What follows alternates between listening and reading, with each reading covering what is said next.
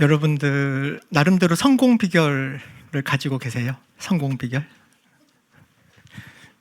성공 뭐 이런 이야기들을 뭐 저희 교회에서 많이 하는 그런 이야기들은 아니기도 한데 오늘은 그렇게 시작을 먼저 합니다.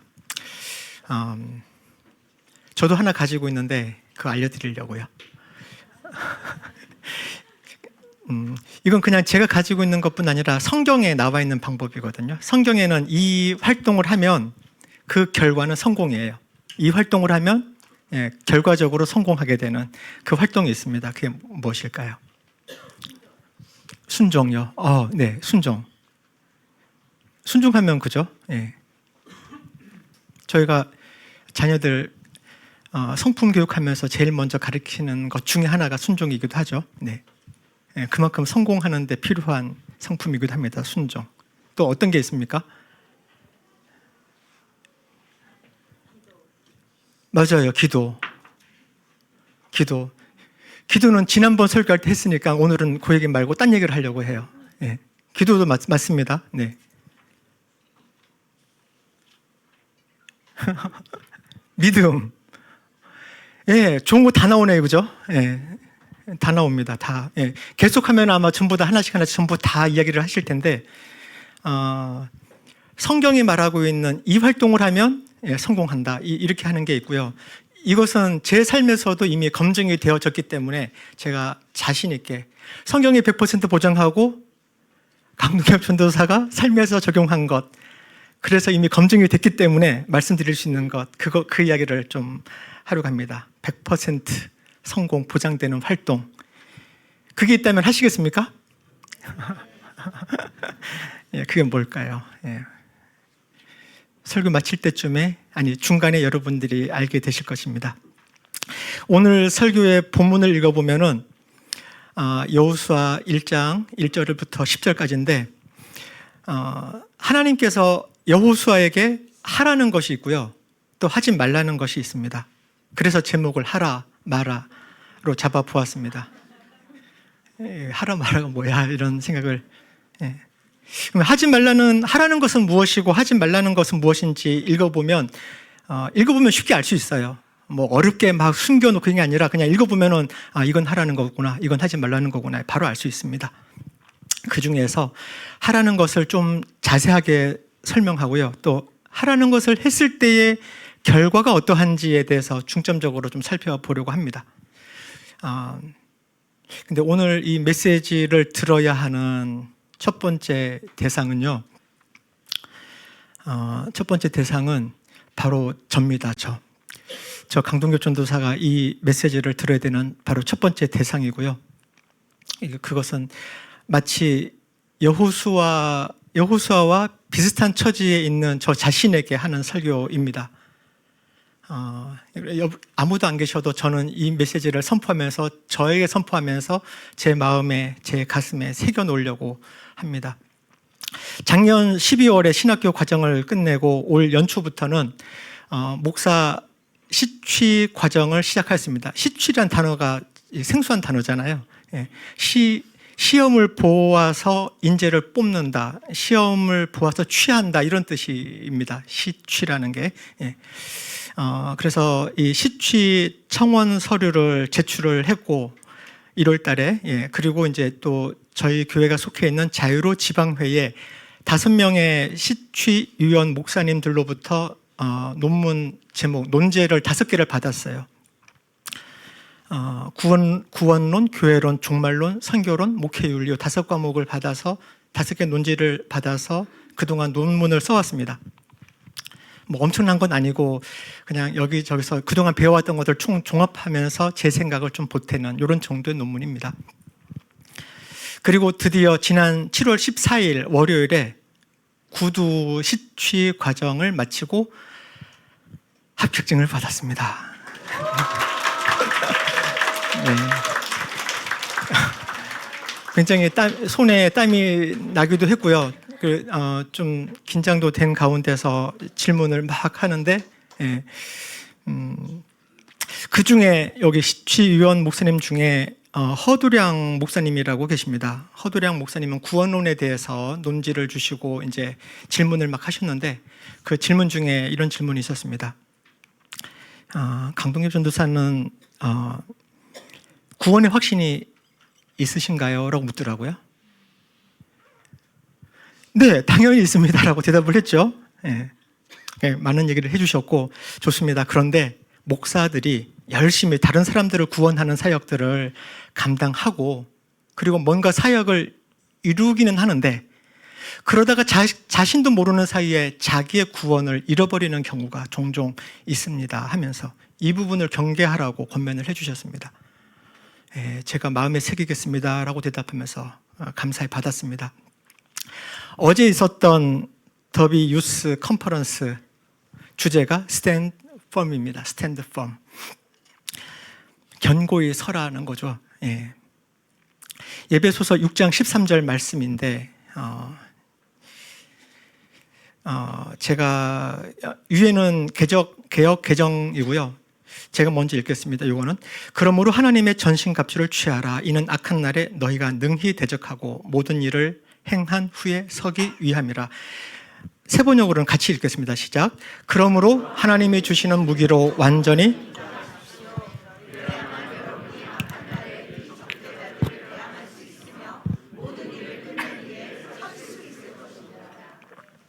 네, 영어로도 같이 읽지 않겠습니다. 여기 보니까 서기 위함이라 스탠드 펌이죠. 설 수 있을 것이다 라고 하는데 근데 이게 모든 일을 행한 후에인 거예요. 모든 일을 끝낸 뒤에 설 수 있을 것이다 입니다. 저한테는 이 말씀이 좀 무게감이 있게 또 새롭게 와 닿았습니다. Having done all to stand firm. 모든 일을 다 끝냈는데 그죠? 제가 목회자로서의 그 모든 사명들을 전부 다 끝내고 난 다음에 제가 무너져 있으면 안 되잖아요. 그때도 제가 여전히 견고하게 서 있을 수 있도록 제가 해야 될 것이 하나님이 주시는 무기로 완전 무장하는 거예요. 그래서 이 악한 날에 적대자들을 능히 대항하고 대적하고 그렇게 하고 난 후에 그 모든 일들 전부 다 끝내고 난 다음에 우리는 견고히 서 있어야 된다는 것. 이 부분이 저에게는 굉장히 새롭게 와닿았습니다. 그 허두량 목사님의 그 말씀과 이어지는 말씀이기도 해서 저한테 굉장히 새롭게 와닿습니다. 이건 단지 비단 저에게만 국한된 일은 아니라고 생각이 됩니다. 하나님의 전신갑주, 하나님이 주시는 무기로 완전 무장하는 방법, 그 방법 중에 하나가 바로 오늘 나누는 메시지에 들어 있습니다. 그 방법은 저만 듣고 저만 알고 있어서는 안 된다고 생각하기 때문에 우리 교회 모두가 듣고 알고 있어야 한다고 생각합니다. 그런 면에서 오늘 메시지를 들어야 하는 두 번째 대상은 낮은 마음 하나교회 바로 여러분들이십니다. 광야 시대를 마무리하고 약속의 땅 가나안으로 들어가는 전환기에 있던 이스라엘에게 하신 말씀은 마치 전환기를 거쳐가며 현재 방향을 모색하고 있는 우리 낮은 마음 하나 교회에게도 동일하게 적용할 수 있는 메시지라고 생각합니다. 설교를 준비하면서 생각해 보니까 작년 10월에 이수영 목사님께서 오셔서 전해주신 말씀이 바로 이 여호수아 1장 6절 7절 말씀입니다. 제목과 내용 기억나시죠? 뭐였지? 네, 기억나실 겁니다. 또 기억 안 나더라도 하작! 이거 하면 기억나시죠? 하작! 하면서 가셨잖아요. 그죠? 예. 근데 하자크까지 기억나는데 그게 무슨 내용이지? 그럴 수도 있겠네요. 맞아요. 예. 그 얘기를 오늘 한 번 더 하려고 해요. 그래서 오늘 설교의 부제목을 하자크2라고도 지어봤습니다. 이수영 목사님께서 해주신 이야기들을 기본으로 하고 그 이야기를 더 이어서 1절부터 10절까지 말씀을 쭉 보면서 이야기를 하고자 합니다. 먼저 이제 좀 말씀을 좀 볼까요?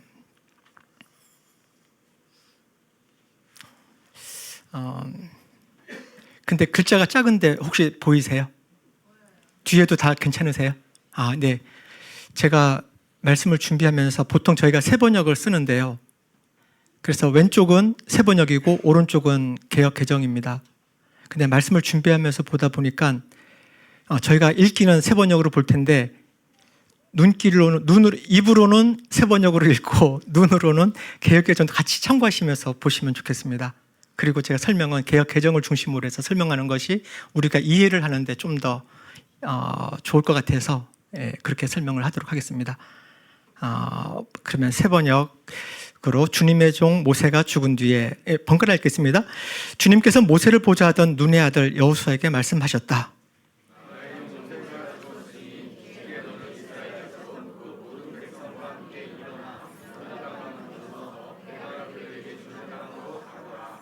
내가 모세에게 말한 대로 너희 발바닥이 닿는 곳은 어디든지 내가 너희에게 주겠다.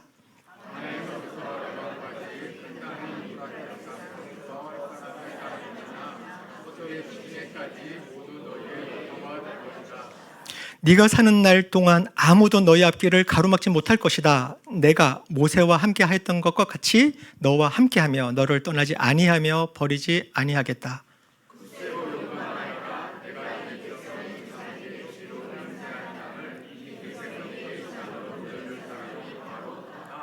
오직 너는 크게 용기를 내어 나의 종 모세가 너에게 지시한 모든 율법을 다 지키고 오른쪽으로나 왼쪽으로 치우치지 않도록 하여라. 그러면 네가 어디를 가든지 성공할 것이다.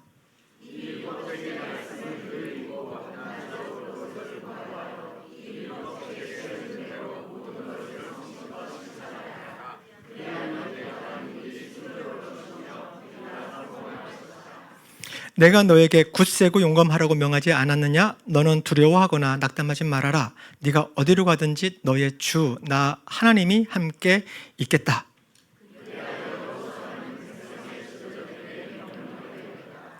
네, 아멘.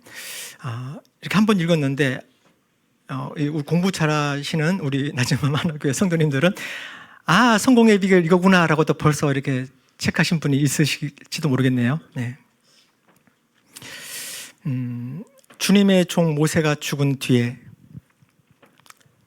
2절 보니까 또 나의 종 모세가 죽었으니 이렇게 두 번 나오네요. 모세가 죽었다라는 이야기가 두 번이나 이렇게 언급하는 것은 이 지나간 시대, 옛 시대와 이렇게 분리가 되는 거죠. 그리고 또 새로운 시대가 시작이 되어지고 있다는 것을 하나님이 명시하시는 것 같습니다. 실제로 모세의 죽음은요, 가나안에 들어갈 수 없었던 불순종의 세대가 이제 종결이 되었다라는 것을 의미하는 거거든요. 모세를 끝으로 이제 나머지는 전부 가나안 땅으로 들어가니까요. 모세는 왜? 모세도 하나님의 명령을 거역하고 하나님의 거룩함을 이스라엘 가운데 나타내지 못했다고 민수기는 기록하고 있습니다. 민수기 27장에 너희 둘이, 그러니까 모세와 아론에게 하는 얘기입니다. 너희 둘이 신광야에서 나의 명을 어겼기 때문에 그 땅에 들어가지 못한다. 온 회중이 무리바에서 나를 거역하여 반란을 일으켰을 때에 너희들은 물을 터뜨려 회중이 보는 앞에서 나의 거룩한 권능을 보였어야만 하였는데 너희는 그렇게 하지 않았다. 이게 이제 하나님께서 아론과 모세에게 하시는 이야기입니다.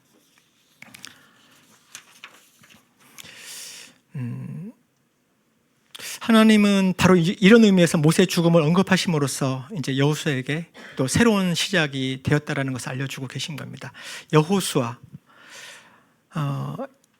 여호수아를 좀 공부를 좀 해야 될 것 같아요. 여호수아는 눈의 아들이죠. 제가 중학교 때 여기 읽을 때는 눈의 아들, 이름 참 멋있다 이런 생각을 좀 했었습니다. 바람의 아들 막 이런 거 같잖아요. 막 바람의 아들, 뭐 야구 선수 중에 막 바람의 아들 있잖아요, 그죠? 예. 눈의 아들. 나중에 이제 이 눈이 그 눈이 아니라 그러니까 사람 이름 히브리어로 눈이라는 뜻은 새로운 싹이 트다, 뭐 증식해 나가다 이런 뜻을 가지고 있는 단어입니다. 눈. 근데 뭔가 증식해 나가는 사람의 아들이 여호수아인 거예요. 이것도 의미가 억지로 이제 갖다 껴맞춰 보는 겁니다. 억지로 의미가 있구나라는 생각을 해보기도 합니다. 여호수아의 아버지는 눈이에요. 뭔가를 증식시키고 뭔가를 이렇게 새로운 싹을 틔우고 하는 이런 역할을 한 아버지인 거죠. 예, 눈의 아들이에요.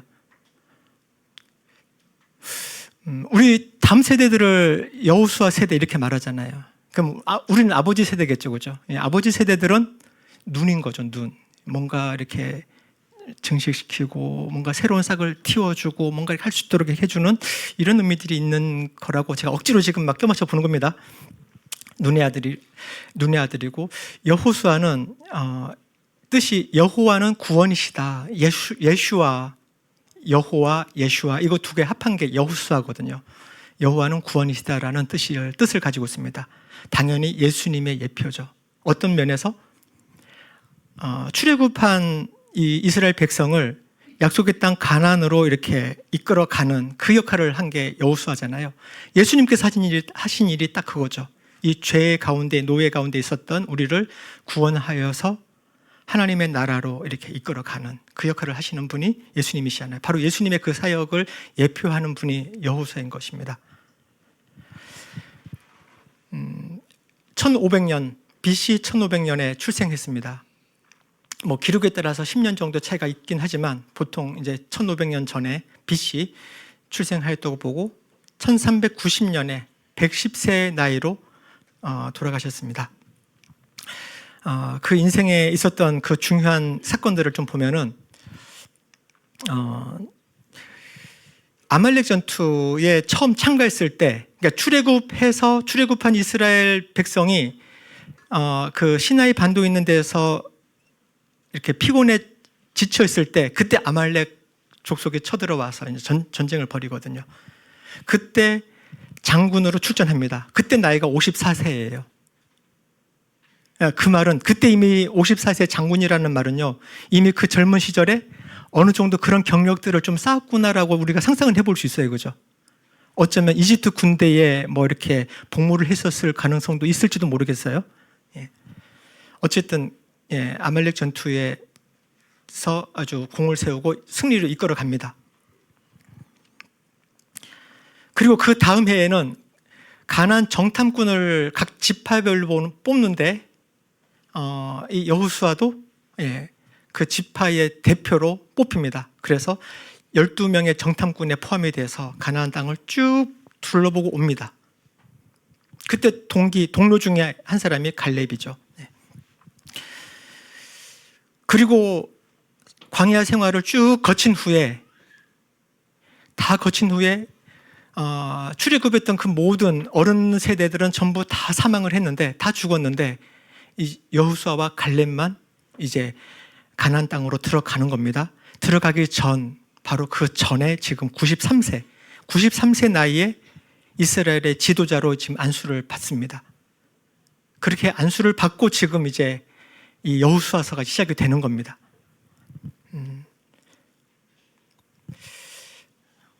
제가 피지에 우리 학생들 데리고 이제 훈련하러 이렇게 가 있는 동안에 영국 사모님이나 장 목사님께서 이제 좌슈아 제너레이션 이러면서 여호수아 세대 이러면서 그 피지에 있는 그 유스들 이렇게 교육하고 훈련하고 이렇게 많이 했거든요. 그러니까 저희 아이들 데리고 갔기 때문에 이 아이들도 좌슈아 제너레이션 하면서 같이 기도하고 이렇게 훈련하고 막 그렇게 했었습니다. 저는 이제 그 얘기 들으면서 얘네들이 좌슈아구나, 얘네들이 여호수아 세대구나 이렇게 생각을 했습니다. 여호수아 세대는 굉장히 어린애들이네, 유스 뭐 청년들이군, 이런 정도 생각을 하고 있었는데 오늘 여호수아를 보니까 93살이에요. 제가 이거 준비하면서 새삼 깨달은 겁니다. 세상에 여호수아가 93살입니다, 지금.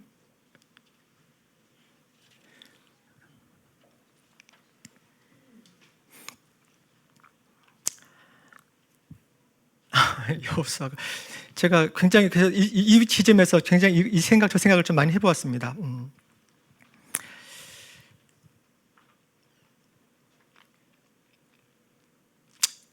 그냥 어느 날 갑자기 여호수아가 그냥 이렇게 리더로 세워진 게 아닌 거죠. 그 수많은 시간들을 하나님께서는 굉장히 이렇게 훈련을 시키신 거죠.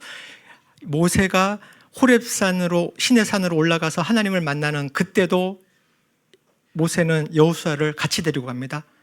그리고 회막에 들어가서 하나님과 이렇게 대면해서 모세가 하고 났을 때 일 전부 다 끝나고 나서 모세는 돌아가는데 여호수아는 여전히 회막에 남아 있습니다.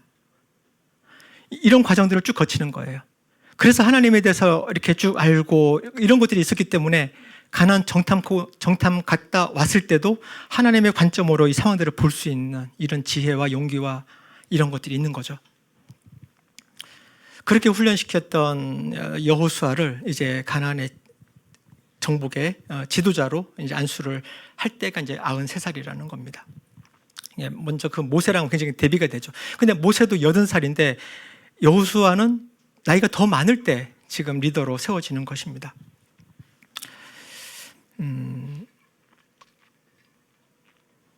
나는 이제 은퇴했고 이제 나이가 70에 넘어가고 60이 넘어가고 70이 넘었고 등등 이렇게 말을 하시는 많은 분들이 계시죠. 제가 전도사로 이렇게 안수를 받을 때 내가 무슨 다음 세대야 이런 생각 저 했었거든요.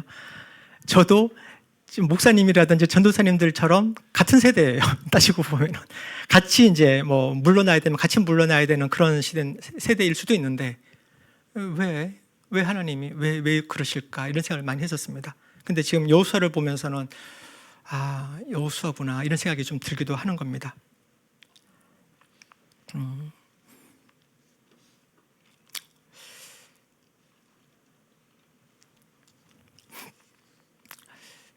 지금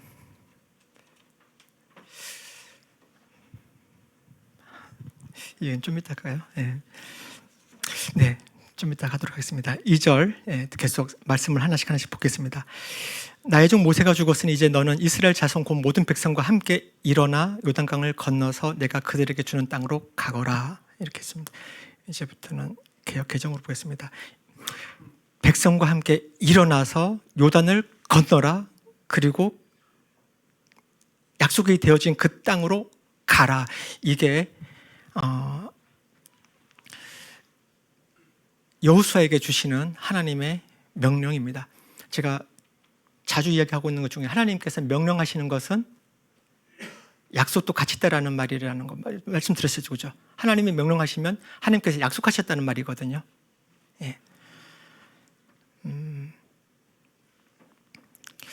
출애굽 당시에 파라오의 그 특수병거, 특수전차겠죠. 600대가 뒤쫓아옵니다.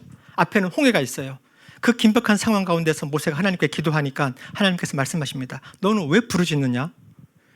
이스라엘 백성에게 명해서 앞으로 나아가라고 해. 이게 하나님이 말씀하신 대답이었어요. 그 기도에 대한 응답이. 이스라엘 백성에게 일어나서 바다 앞으로 나아가라고 해. 이거예요.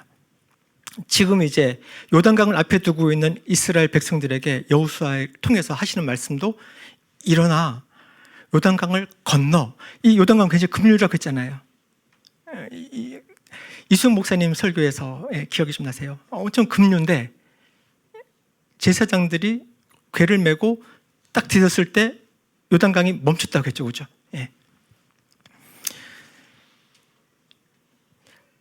여호수아에게도 동일한 명령을 내리고 있는 겁니다. 요단강을 건너 가라라고 하는 겁니다, 지금. 이거 굉장히 유사합니다. 출애굽 때나 가나안 입성의 순간에 하나님께서는 하시는 명령은 동일한데 거기에는 우리의 믿음의 반응을 요구하시는 겁니다. 믿음의 반응. 가서 그 땅을 얻어야지 뭐 이런 것들 전에 그런 결과를 가져오기에 합당할 만한 그 믿음의 반응을 해라 이겁니다. 이스라엘 백성, 이 모든 백성 이스라엘 자손이라고 하거든요. 이스라엘 자손이라고 합니다. 지금 있는 그 백성과 함께 가라는 게 아니라 이스라엘 자손이라고 굳이 언급을 해요. 이스라엘 자손. 이 하나님의 말씀을 듣는 이 여호수아의 마음 가운데는요, 하나님의 말씀이 굉장히 엄정하게 느껴졌을 것 같아요. 막 두렵고 이런 마음이 들었을 겁니다. 그렇지만 또 마냥 두려워하고만 있을 수는 없는, 왜냐하면 자기에게 주어진 임무가 가나안 땅으로 이 이스라엘 자손과 함께 들어가야 되는 그 책임을 수행해야 되기 때문에 그냥 마냥 두려워서 그냥 막 이렇게 패닉에 있을 수는 없는 그런 상황입니다. 이스라엘 자손이라고 한다는 것은 아브라함 때부터 이어져 온 그 언약이 지금 성취되어질 것이고 그렇지만 실제로 이스라엘 자손들이 들어가서 그 가나안 땅을 다 정복하지 못했거든요. 그리고 그것은 지금 현재 우리에게까지 쭉 전해져 내려오고 있는 믿음 안에서 그 언약 관계에 있는 우리들에게도 동일하게 적용되고 있는 말씀인 거예요. 그래서 이스라엘 자손, 그냥 거기에 있는 고백성들이랑 넘어 들어가 이게 아니라 이스라엘 자손이라고 말하는 그 표현은 바로 그런 의미가 있습니다. 우리에게도 해당된다는 명령인 것입니다. 이것이. 여호수아에 대해서 좀 생각을 해보고 있는데, 여호수아는 이렇게 하나님에 대해서, 왜냐하면 지금 하나님이 말씀하신 대로 지금 같이 나왔었던 그 또래 친구들과 이 모든 어른들은 지금 다 죽었잖아요. 여호수아 상황을 한번 생각해 보자고요. 다 죽었잖아요, 지금.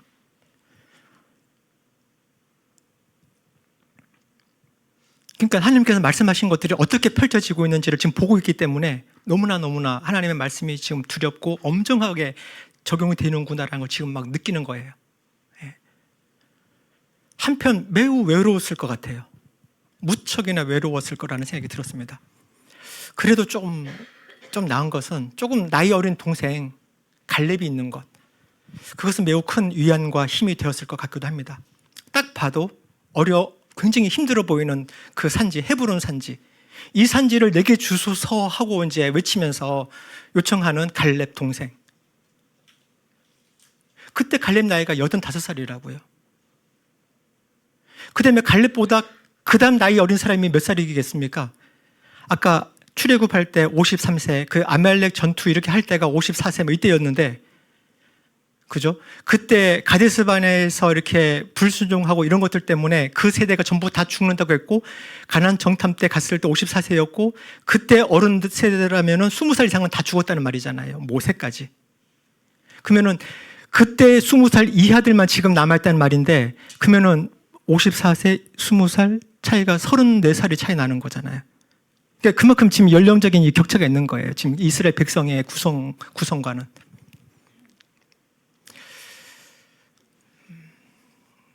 무척 외로웠을 것 같아요. 여호수아는. 그래도 갈렙이랑 이렇게 서로 의지하면서 이제 가고 있는 겁니다. 갈렙이 얼마나 든든했을까? 나이 어린 청년 세대들에게 아주 살아있는 롤 모델이 되어주고 있기 때문에 너무나 든든했을 것 같습니다. 그런 여호수아를 묵상하다가 난 못할 것 같은데 이런 생각하다가 저는 여호수아에 비하면은 아주 행복한 처지에 있구나 하는 생각을 했습니다. 설마 저 혼자 전도사로 이거 좀 편하게 이야기를 할게요. 우리 가족들이라고 생각을 하고요. 가족이니까요. 저 혼자 전도사로 목사로 세워놓고 청년들 다음 세대 데리고 가나안 정복해라고 하진 않겠죠.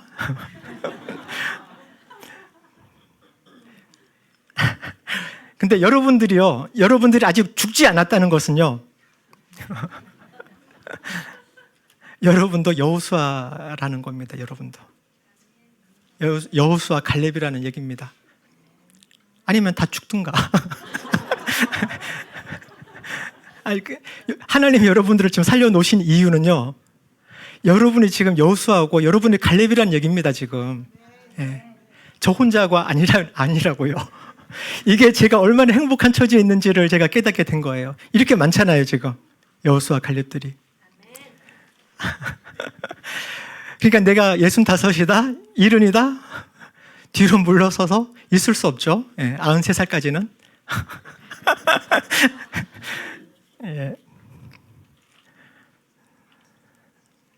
여호수아 갈렙은 할 일이 있습니다.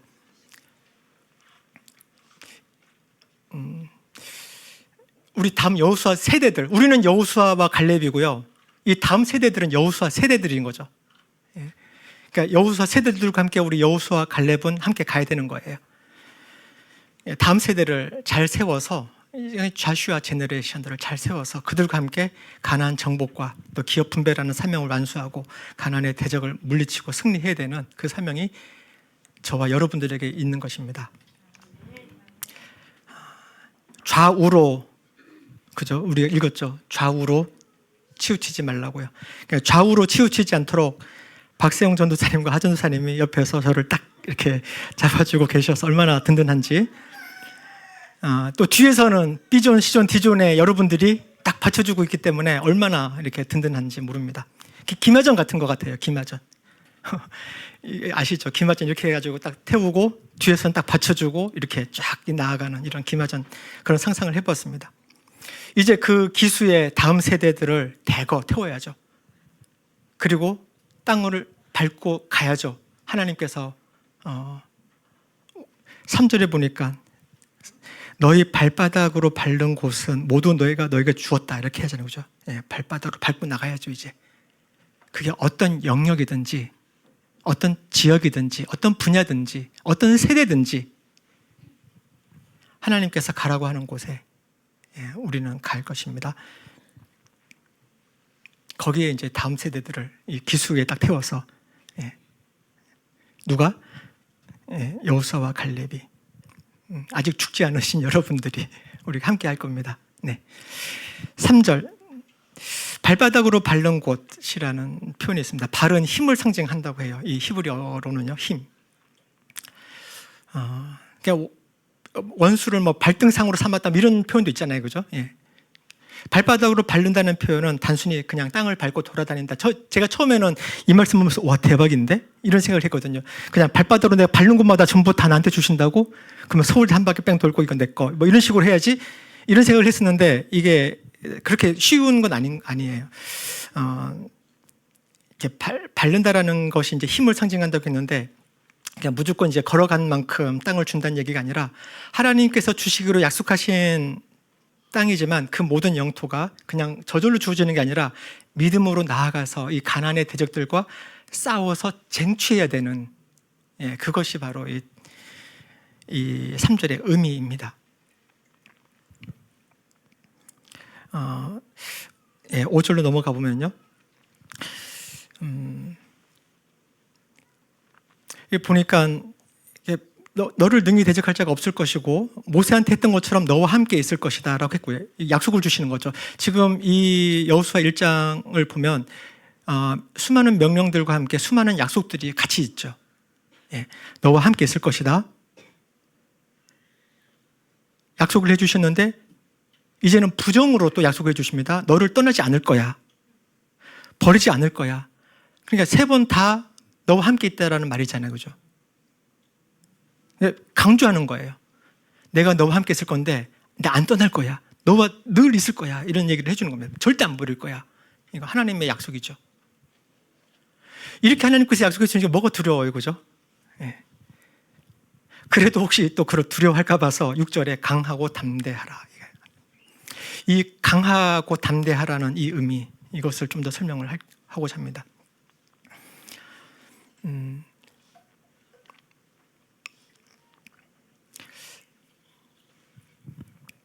강하고 담대하라는 의미는 성경을 이렇게 넘기다 보면은 곳곳에서 발견을 합니다. 그러니까 그리고 이제 이게 사용되어지는 그 상황을 좀 살펴보면은 하나님의 동행, 하나님의 그 도우심, 인도하심, 이런 것들이 그 배경에 쫙 깔려 있습니다. 그러니까 저희가 세상에 살면서 또 여러 가지 영적인 전투들을 치르면서 살아야 되는 우리 크리스천들에게 수시로 이 두려움이 올라오는 거예요. 그렇지만 그럴 때마다 담대하게 그것을 맞닥뜨려서 싸울 수 있는 그 힘은, 그 유일한 방법은 하나님의 동행, 하나님께서 나와 함께 하신다라는 것. 예수님도 그 약속을 해주셨잖아요. 그죠? 세상 끝날까지 너희와 함께 있으리라고 약속해 주셨잖아요. 그리고 지금 성령이 오셔서 우리와 함께하고 계시잖아요. 하나님께서 해주신 이런 격려와 지원, 이런 말씀밖에 없습니다. 이 두려움을 이길 수 있는 길은. 이사야 41장에 이런 말씀이 있죠. 내가 너와 함께 있으니 두려워하지 말아라. 내가 너의 하나님이 떨지 말아라. 내가 너를 강하게 하겠다. 내가 너를 도와주고 내 승리의 오른팔로 너를 붙들어 주겠다. 이렇게 이사야의 말씀처럼 하나님은 하나님의 사명을 감당하는 자들에게 끊임없이 격려해 주시고요, 끊임없이 이렇게 용기를 주시고 지원을 해 주십니다. 6절에서 강하고 담대하라고 이렇게 말씀하신 분은 7절에서 한 번 더 이야기를 똑같이 하는데 부사를 더 붙여서 더 강조를 합니다. 오직 강하고 극히 담대하라. 정말 강조하는 거예요. 강하고 담대하라. 근데 가만히 이렇게 생각을 좀 해보니까요, 6절에서 강하고 담대하라는 것은요, 땅을 가서 지금 차지해야 되니까 전쟁도 해야 되고 하니까 좀 무섭기도 할 수도 있잖아요. 그러니까 강하고 담대할 필요가 있을 것 같아요. 근데 7절을 갖다 좀 더 이렇게 자세하게 풀어 놓은 8절을 읽어보면은, 율법을 지키고, 그 다음에 율법책을 떠나지 말게 하고, 그걸 묵상하고 공부하고, 잘 지켜서 하는 것. 이렇게 하는데 굳이 담대하고, 강하고, 이렇게까지 할 게 있나요? 우리 책 보는데 강하고 이렇게 할 것까지 있냐고요.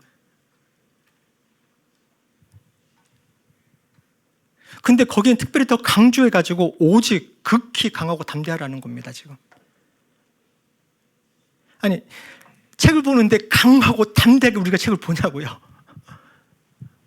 근데 하나님은 왜 그 부분에서는 부사, 오직, 극히 이런 단어까지 써가면서 더 강조하고 계시죠?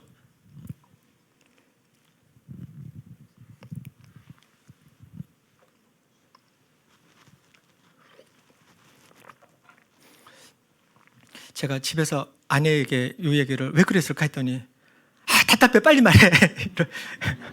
그러더라고요. 답답해, 빨리 말해. 제가 이렇게 뜸을 들이고 있으니까 답답하다고 빨리 말하라고 막.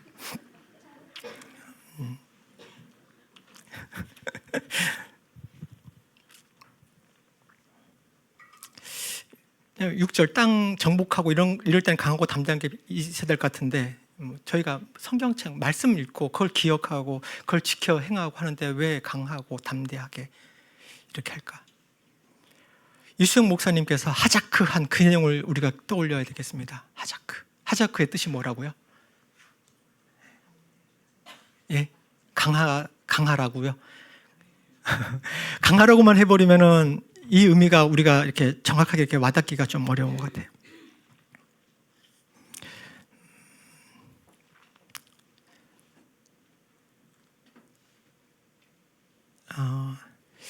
이게 보일까 모르겠네요. 강하고 그냥 설명을 하도록 하겠습니다. 하자크라는 단어는 하나님께 꼭 붙어 있어서 하나님의 강함이 나의 강함이 되게 하라는 이야기입니다. 꼭 붙어 있으라는 말이에요. 절대로 떨어지지 말라 이 말입니다. 근데 밤낮으로 성경을 묵상하고 공부하고 하는 거에 왜 이게 강하다라는 의미랑 좀 다르죠, 그죠? 얘가 꼭 붙어 있어야 된다 이 말인 거예요. 그냥 단지 그 땅에 들어가서 땅 차지하고 정복하고 전쟁하고 그래서 땅을 얻었다라는 거에 그치는 것이 아니라 그 땅에서 그들이 살아갈 때 하나님의 율법을 지키는 것, 하나님의 완전한 통치를 받으면서 살게 되는 것까지를 염두에 두고 하시는 얘기인 거예요.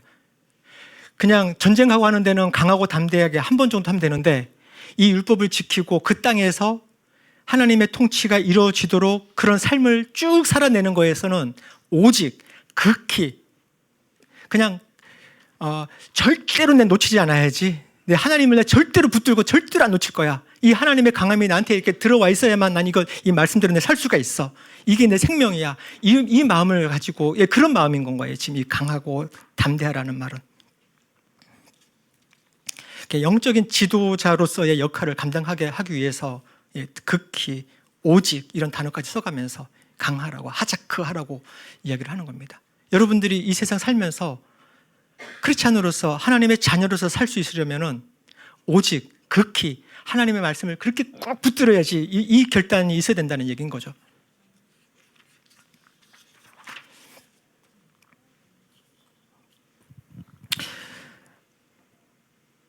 그렇게 7절에 이야기하셨던 분이 이제 8절에는 좀 더 심화시켜서 말씀하시는데, 이 율법책을 네 입에서 떠나지 말게 하며, 여기 떠나지 말게 하라는 얘기인데, 떠나다라는 단어는 무시라는 단어인데 이제 이동시키다, 옮기다, 제거하다 이런 뜻이거든요. 근데 이 율법책을 네 입에서 떠나지 말게 하며라고 이렇게 번역이 되어 있으니까 마치 내가 율법책을 이렇게 해버릴 수도 있는 것처럼 이런 느낌이 좀 있는데, 이게 원어로는 이런 의미가 아닙니다. 원어로는요 비슷할 수 있는데 이게 번역이 조금 달라요. 주어가 다릅니다. 내가 이 율법책을 어떻게 하는 게 아니라 이 율법책은 네 입에서 떠나지 않아야 한다 이거예요. 말씀이 주어예요, 말씀이. 내가 주어가 아니라 말씀이 주어입니다, 말씀이. 이 말씀은 네 입에서 떠나지 않아야 한다.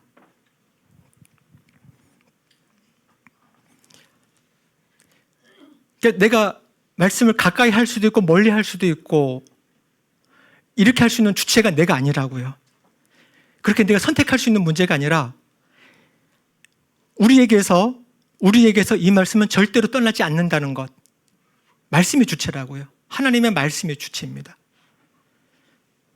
그리고 그것을 또 강조하기 위해서 이렇게 쓰고 있습니다. 떠나지 않아야 된다는 것은 단지 내가 읽고 기억하고 개인적으로 기억하고 이런 정도를 넘어서서 더 나아가서 이 말씀을 끊임없이 설교해야 되고요. 셀에서 나누는 모든 대화들 가운데도 이 말씀이 그 모든 대화들의 주제가 돼야 되고, 셀에서 어떤 얘기를 나누세요? 이번에 어느 주식이 노후 대책은 왕년에 내가 이런 일들을 했는데 이번에 우리 아이가 시험 잘 봤, 이런 얘기 나누세요?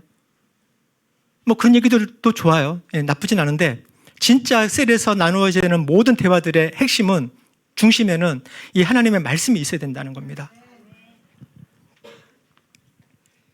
그게 떠나지 말게 하는 겁니다. 떠나지 말게.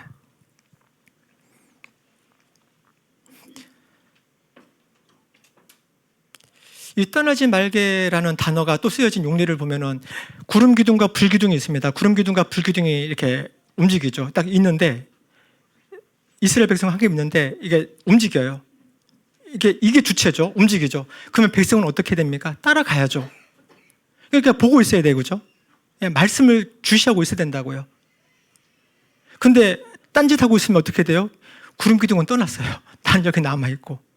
이게 말씀을 떠나게 되는, 이걸 떠나지 말게 하라는 얘기입니다. 그러니까.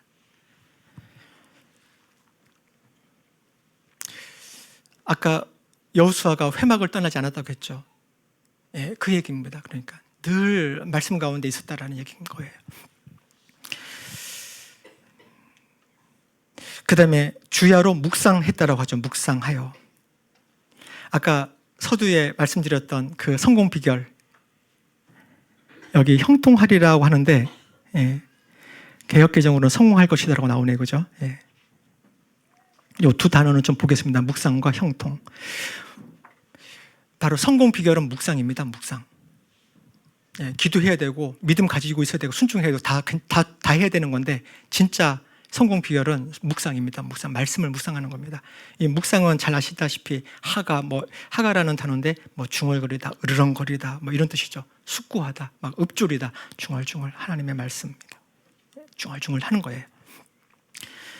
근데 이 하나님의 말씀을 주야로 항상 마음속에서 생각해 본다 정도, 그냥 생각해 본다 정도가 아니라 이 입에서 소리를 내어가지고 중얼거린다, 이 의미거든요.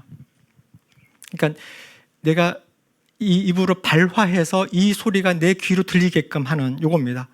여러 사람들한테 들리진 않아도 돼요. 그러니까 내가 들을 수 있을 정도로 계속 중얼중얼 거리는 거예요. 그래서 그 생각이, 그 말씀이 나의 생각을 완전히 지배하도록 만들어 놓는 것.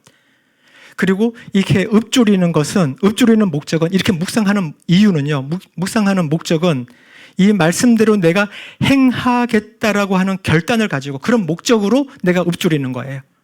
그냥 읊조리라는 거 읊조린다 정도로 끝나는 게 아니라 말씀에 나온 대로 나는 행할 거야 라고 하는 결단을 가지고 읊조리라고 하는 겁니다. 그러니까 그 안에 기록된 거 다 지켜 행하라는 거죠. 여기까지가 묵상입니다. 그렇게 하면 평탄할 것이고 형통할 거라고 하죠. 그죠? 형통하다. 여긴 형통하다고 나오고요. 세 번역으로는 성공할 것이다 이렇게 나오죠. 같은 단어인데 원어로는 사칼이라고 하는 단어인데 이제 신중하다, 성공하다, 의미 있게 손을 얹다. 의미 있게 손을 얹다는 왜 어떤 의미일까? 그러니까 야곱이 므낫세와 에브라임에게 안수해서 축복을 할 때 손을 교체해서 하잖아요, 그죠? 그러니까 야곱은 눈은 멀었지만 이게 보이는 거예요, 아는 거예요, 분별할 수 있는 거죠. 누구를 축복해야 되고 누구를 그러니까 내가 사람을 볼 때 분별할 수 있는, 분별하는 힘이 생기는 겁니다. 이 말씀을 중얼중얼 거릴 때, 말씀 가운데 푹 절어 있을 때 내가 어느 길로 가야 되는지 분별할 수 있는 힘이 생기는 거예요.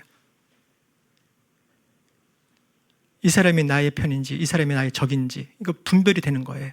피와 식별이 되는 겁니다. 내가 이 분별력이 생기면 형통하게 되는 거죠. 분별하게 되면 성공하게 되는 거죠. 그렇게 쭉 이어지는 이야기입니다. 단어들이. 분별력 언제 생깁니까? 묵상할 때요. 무엇을 묵상하죠? 하나님의 말씀, 율법책을요. 이 분별력의 기준이 그러니까 하나님의 말씀인 거죠. 우리 감정, 상황 이런 게 아닙니다. 하나님의 성령님의 감동이 있는 것 같아, 하나님 감동을 주시는 것 같아 가지고는 부족해요. 그냥 내 생각이 충만해져 가지고 감동처럼 느껴질 때도 있어요. 그때 기준은 하나님의 말씀인 거죠. 그러한지 아닌지를 셀에서 이야기들 나누면서 서로 교차해서 확인해 보는 과정들을 거치는 겁니다. 우리 모든 셀들이, 우리 모든 형제 자매님들이, 모든 성도들이 그렇게 살아가고 있을 때 성공 안 하기도 어렵지 않을까요? 100% 성공입니다. 그래서 제 삶에서 검증이 된 거라고요.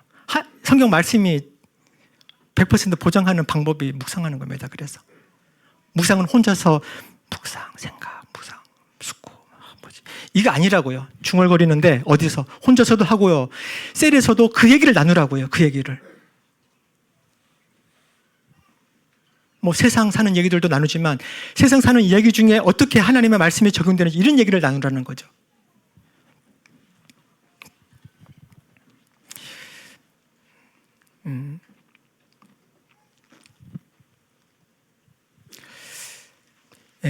묵상하고 다 지켜 행한다면, 그리하면 요 사이에 생략된 단어가 있는데 그때라는 단어가 생략이 되었습니다. 원어로는 그때. 그러니까 묵상을 했지. 그러면 그때 길이 평탄하게 될 거야. 그때 네가 형통할 거야. 네가 성공할 거야. 그러니까 형통하고 성공하고 이렇게 평탄해지는 것, 그 상황 자체를 설명하기보다는 이게 어떨 조건이 만족이 되었을 때 일어나는지를 지금 이 성경 말씀 이야기하는 겁니다.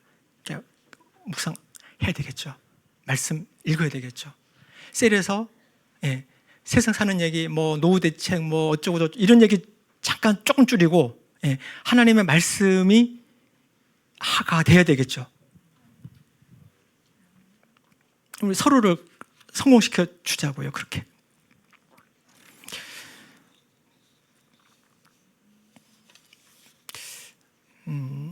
하나님께서 여호수아와 이스라엘에게 하라는 것이 무엇인가요?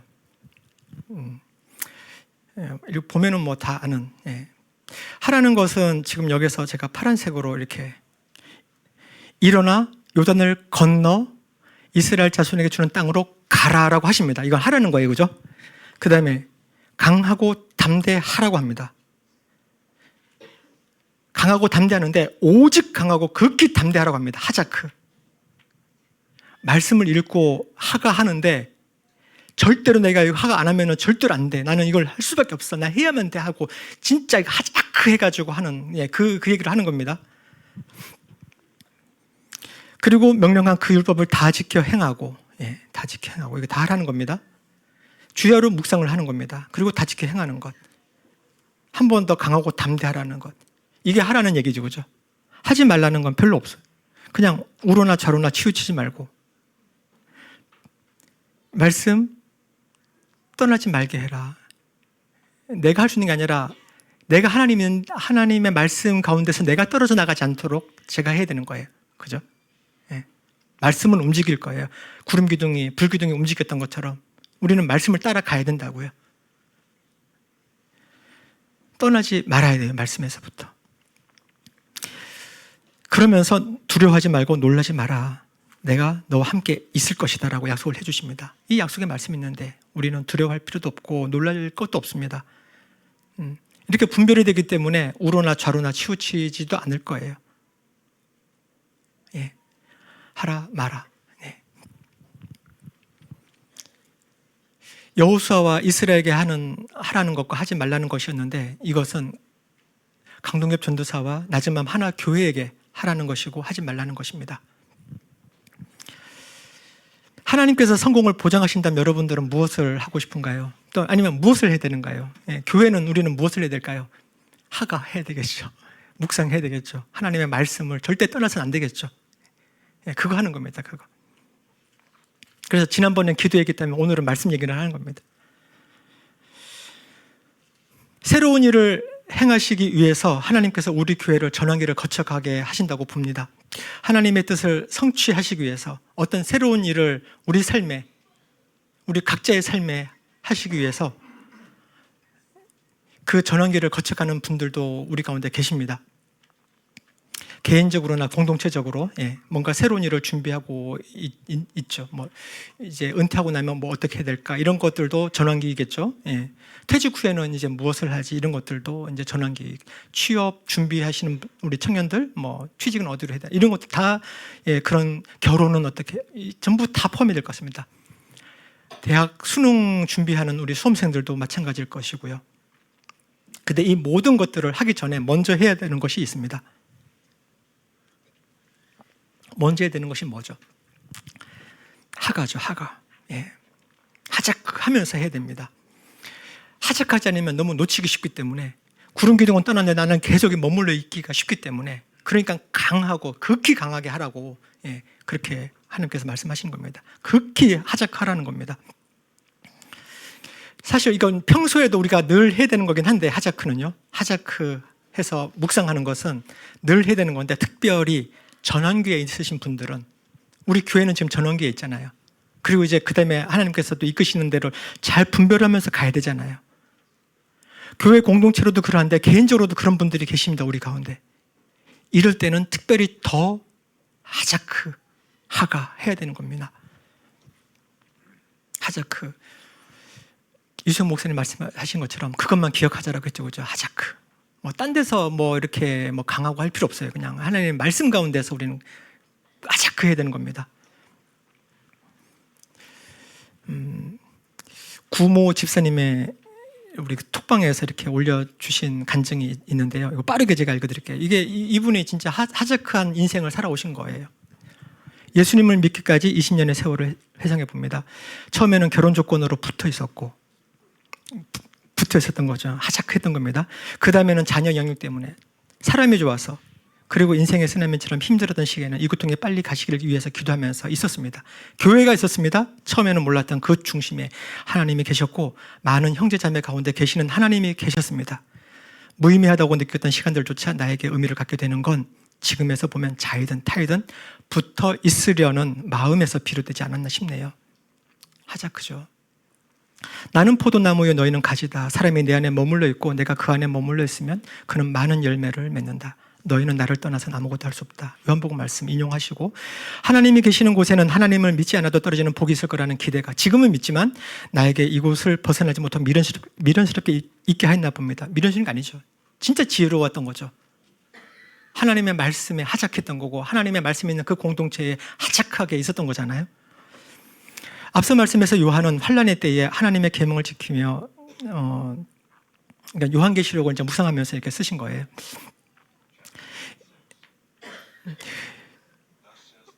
예수님을 믿는 자들에게 참고 기다리는 인내가 필요하다고 합니다. 나이 젊었던 그 시절에 참고 기다림이 다가올 하나님 나라의 소망으로 이어질지 모르겠습니다. 그래도 그 길을 가야겠지요. 우리들의 작은 메아리가 다음 세대에 이어지길 기대하며 지금의 자리를 지켜나가겠습니다. 하나님을 향한 순정과 인내의 마음이 샘솟도록 기도합니다. 아멘 하고 이렇게 올리셔주세요.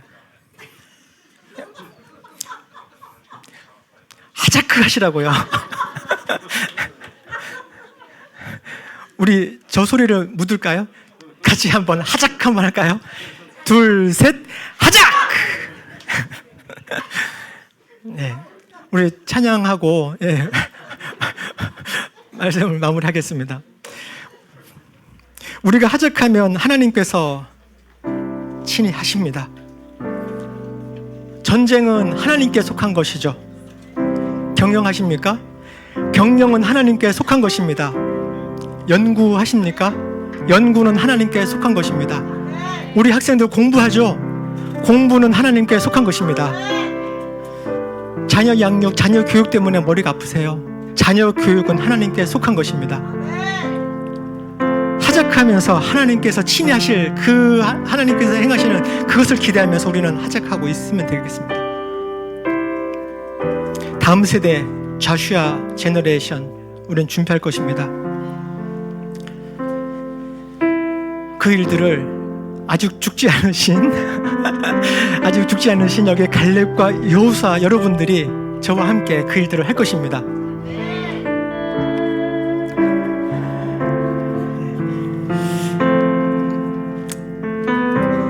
말씀 정리합니다.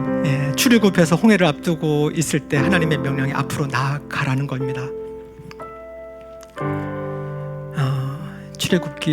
여호수아 1장 10절에 여호수아가 그 백성의 관리들에게 명령하여 이르되, 어떻게 명령하는지는 다음 기회에 또 얘기를 하도록 하고요. 어쨌든 하나님의 명령은 앞으로 나아가라는 겁니다. 지금 광야 시대를 마감하고 가나안 입성이 이루어지기 직전에 주신 하나님께서 하신 명령도 일어나서 요단강을 건너서 가라는 명령입니다. 오늘 우리 나즈맘 하나 교회에게도 하나님은 일어나 건너서 가라고, 앞으로 나아가라고 명령하십니다. 아무것도 두려워 말라. 이 찬양 우리가 일어서서 함께 부르면서 두려워하지 말라 그랬잖아요, 그죠? 담대하게